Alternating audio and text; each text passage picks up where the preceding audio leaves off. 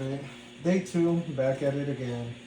So now we're gonna connect the PS5 to it, which here on the remote you can just go to connected devices, and here's where you select HDMI, and it automatically goes into the PlayStation.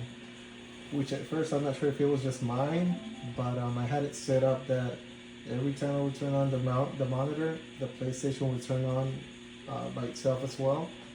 Same goes as when I would turn on the monitor, the PS5 would also turn off by itself alongside the monitor. I was not really a fan of that, but where was it? It's somewhere here in the system. Where here, if you have this enabled, every time you turn on the monitor, the PlayStation is going to turn on. Now, day one experience. As I was playing around with it, as I previously mentioned in the other video, I had the Alienware, the 32-inch OLED, which that was pretty much a plug and play as far as the settings and all. I had to really play around with this monitor to get the colors the way they are, because the presets, some of them look like all reddish, another one looked like kind of bluish, so I had to play around. Not only that, if you don't have it on game mode, you'll notice that it's gonna lag while you play. Well, there's like some sort of like a lagging, because I noticed that when I plugged it in, I noticed that when I was playing Call of Duty, there was like some sort of an input lag, kind of like that. So I started playing around with the settings, which if you go into, if you're on the monitor, if you go into the settings, not, okay, these settings right here. So if you go into the settings, you gotta go into picture mode, and as you see, that's already shaded out because it's on game mode. So if you go to all settings, then you go to picture. So there is in game mode, but there's. Sorry, I'm still working the monitor, but it's game mode. Oh, here it is. So if I was to go into game mode off, some of the functions like the VRR on the PlayStation, it'll say that the monitor does not support it. It will only work if the monitor is on game mode on or auto. Another thing, when it's off, you don't get all those presets on the gaming tab where it shows you what kind of settings you want to get for the as far as like the reticle on the screen or different picture modes. It won't work. So I have it at auto, but you can do it on or auto. So I'm gonna show you what I'm talking about. For instance, I'm gonna go into I'm not going to call the word just for the heck of it. You're gonna see.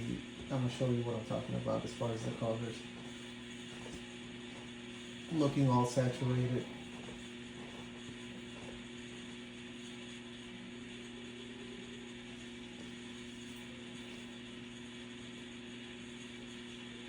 So there's no, wait, let me enable the audio.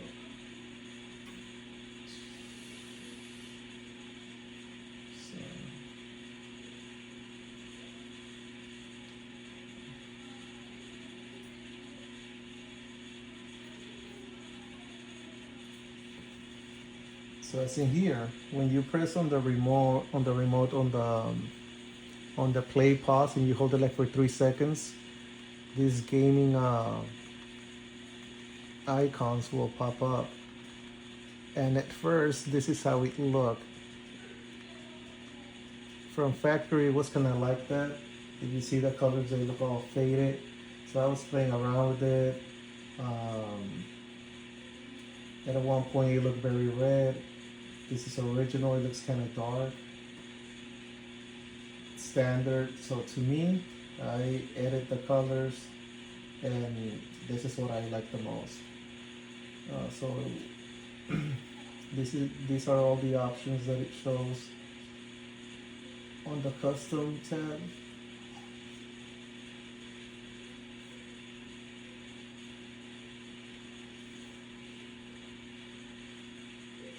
And like I said, out of the box, plug and play. I was kind of disappointed at first because the colors just didn't look that great. But now I can say that it looks awesome. So the virtual aim point, like you can add like a reticle to the screen.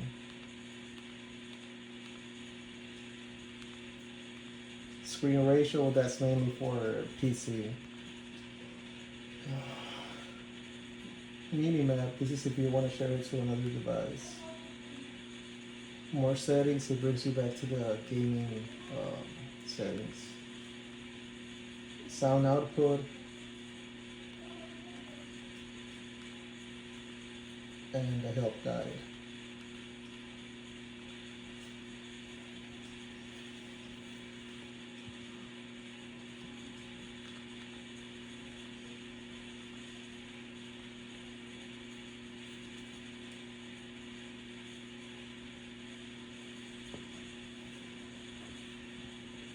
As I mentioned, I'm still messing with it. I'm sure there's still things that I gotta learn how to do. Possibly fine tune it. But aside from that, right now I can say that it looks great. Way better than how it was yesterday. At one point, I was even considering getting back my Alienware.